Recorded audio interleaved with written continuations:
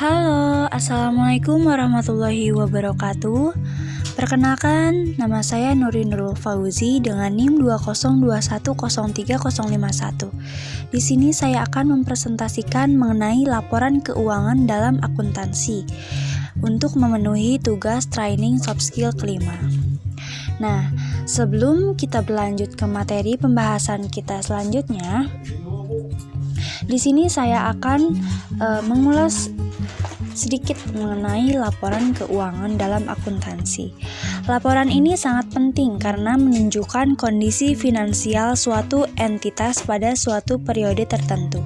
Nah, setiap detail atau informasi yang terdapat dalam laporan keuangan sangat dibutuhkan untuk evaluasi perusahaan, sehingga proses pembuatannya tidak boleh diabaikan. Nah, selanjutnya saya akan lanjutkan presentasi saya. Saatnya kita saling mengenal lebih dekat dengan laporan keuangan. Adapun di dalam laporan keuangan ada jenis-jenis laporan keuangan.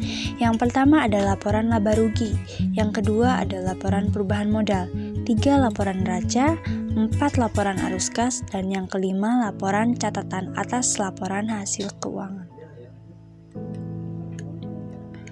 Adapun yang pertama, apa sih yang dimaksud dengan laporan laba rugi? Laporan laba rugi ialah laporan yang menggambarkan hasil suatu usaha perusahaan dalam suatu periode tertentu. Nah, di laporan laba rugi itu atau bisa disebut income statement atau profit and loss statement antara untung atau laba adapun rugi. Merupakan jenis laporan keuangan yang biasa digunakan oleh perusahaan untuk mengetahui posisi laba dan rugi perusahaan, sehingga dapat menilai kinerja keuangannya. Adapun 2 cara yang digunakan untuk menyusun laporan laba rugi. Yang pertama ada single step, yang kedua multi step. Nah, untuk single step itu bentuk laporan yang lebih sederhana sehingga biasanya digunakan pada skala bisnis yang tidak terlalu besar. Kemudian ada multiple step. Multiple step itu bentuk laba rugi yang lebih kompleks. Untuk membuat laporan laba rugi multiple step, pertama Anda harus memisahkan transaksi operasional dan non-operasional.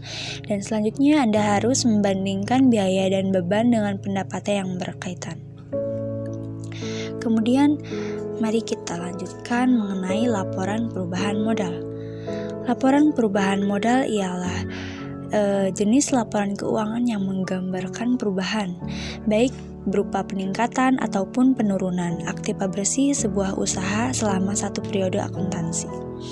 Nah, selama beroperasi tentu saja modal akan berubah sesuai dengan kinerjanya. Misalnya, jika pada periode perjalanan perusahaan mengalami kerugian, maka modal akan berkurang. Sebaliknya, jika perusahaan mengalami keuntungan, modal akan bertambah. Kemudian next ada laporan neraca.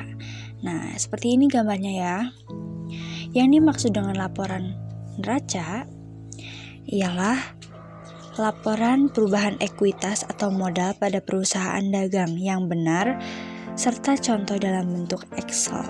Seperti ini, kita bisa mencatatnya melalui Excel.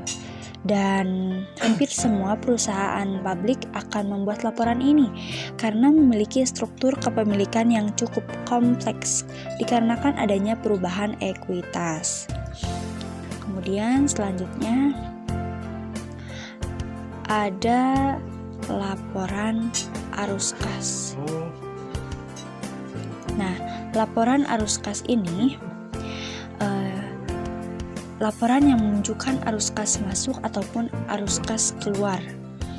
Nah, arus kas masuk berupa pendapatan atau pinjaman dari pihak lain, sementara arus kas keluar merupakan biaya-biaya yang telah dikeluarkan oleh perusahaan dalam periode tertentu.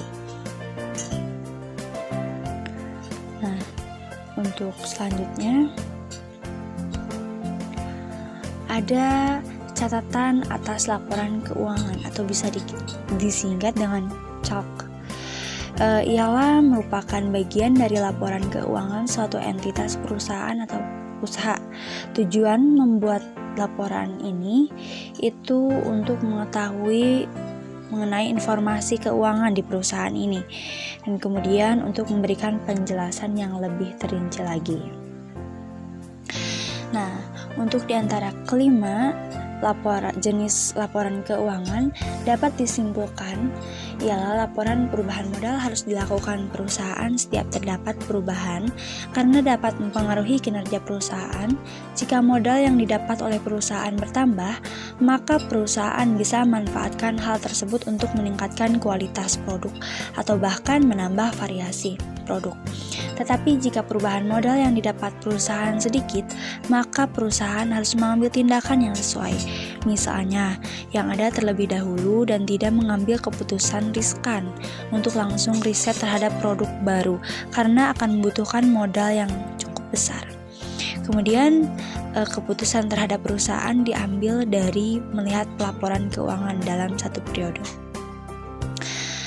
Semoga informasi ini bisa berguna untuk Anda yang memerlukannya. Jangan lupa like, comment, and subscribe ya guys. Terima kasih atas perhatiannya. Bye, see you.